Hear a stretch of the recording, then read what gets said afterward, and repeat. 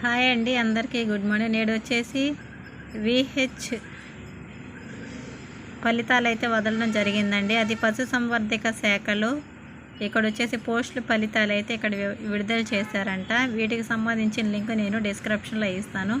వివరాల్లోకి వెళ్ళే ముందు ఒకసారి చూద్దాము. నేడు విఏహెచ్ఏ ఫలితాలండి.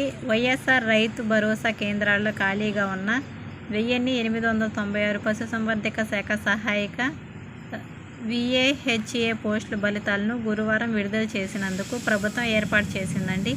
తాడేపల్లి క్యాంప్ కార్యాలయంలో ముఖ్యమంత్రి వైఎస్ జగన్మోహన్ రెడ్డి గారు ఈ ఫలితాలను విడుదల చేయనున్నారనేసి ఈ యొక్క లింక్ను కూడా ఇక్కడ ఇచ్చారు. ఈ యొక్క లింకు నేనైతే డిస్క్రిప్షన్లో పెట్టేస్తాను. దాని ద్వారా మీరు వెళ్ళి చెక్ చేసుకోవచ్చు. మెరిట్ ఆధారంగా ఎంపికైన అభ్యర్థులు జనవరి 25వ తేదీన నియామక పత్రాలు జారీ చేసినందుకు ఏర్పాటు చేస్తున్నట్లయితే క్లియర్గా ఇవ్వడం అయితే జరిగింది.